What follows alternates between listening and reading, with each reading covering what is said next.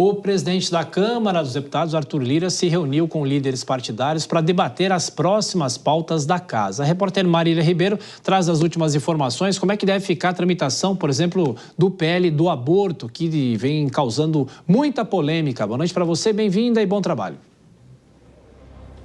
Oi, Thiago. Boa noite a você e a todos que estão nos acompanhando. Acontece que o presidente da Câmara dos Deputados, Arthur Lira, acabou de fazer uma coletiva aqui na casa para falar justamente sobre o projeto de lei que quer equiparar o aborto feito após 22 semanas, até mesmo aqueles que são previstos em lei, com homicídio simples. Segundo Arthur Lira, a tramitação desse projeto deve ficar para o segundo semestre, deve ser discutida a partir de agosto. Ele também falou que será criada uma comissão representativa. E uma informação por hora, Thiago, é que dentro dessa comissão representativa é que deve sair o relator deste projeto. Segundo Arthur Lira, nunca faltou independência para poder falar sobre assuntos, até mesmo esses mais cascudos. E ele também disse que a Câmara sempre teve espírito aberto e democrático. E nós temos a fala do presidente da Câmara dos Deputados. Vamos ouvir. Deixar claro do que é importante para a democracia. Em nenhum momento essa casa se furtou a debater qualquer assunto, independente do tema, se mais árido, se mais afável, se econômico, se social, se político, nunca se furtou. Thiago, o Arthur Lira também, ele no início da coletiva, ele falou que não iríamos fazer pergunta e ele separou por 6 tópicos. Entre os tópicos que ele citou, Arthur Lira disse que nunca a Câmara dos Deputados quis governar sozinha e que nenhum projeto vai retroagir nos direitos já garantidos e nada irá avançar que traga danos para as mulheres. É importante a gente lembrar toda a discussão que esse projeto causou logo após a urgência dele ser aprovada aqui na Câmara dos Deputados na semana passada.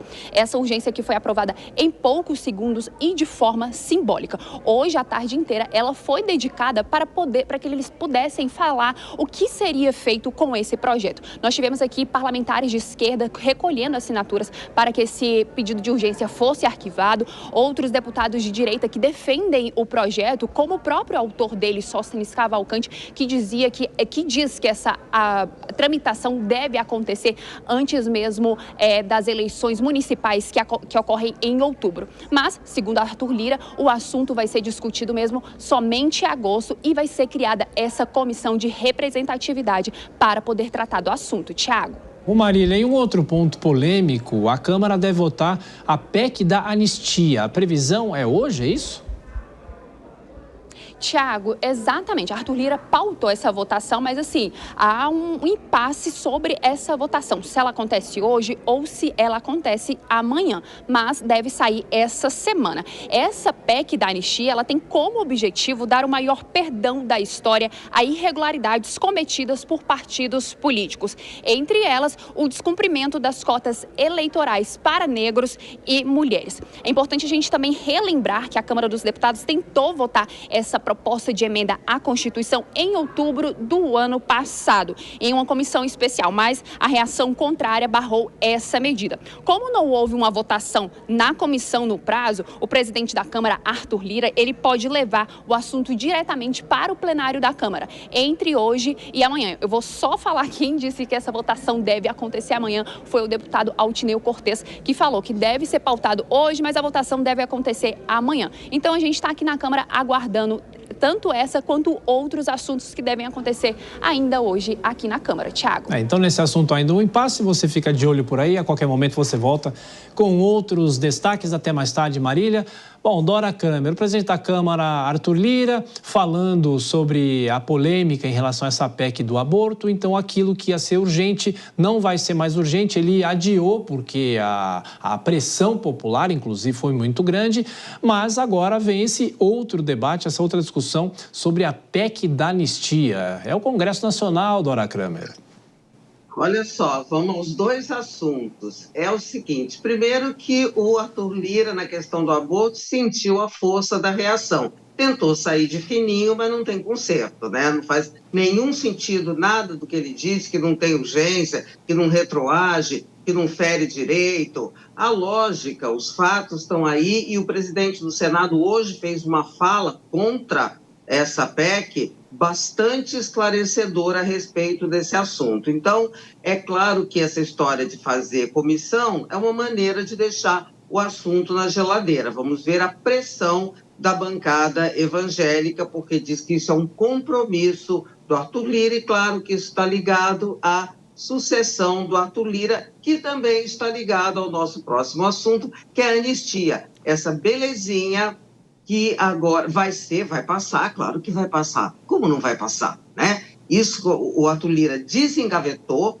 essa história justamente para agradar os deputados, para que isso facilite a articulação dele para eleger um sucessor do seu agrado.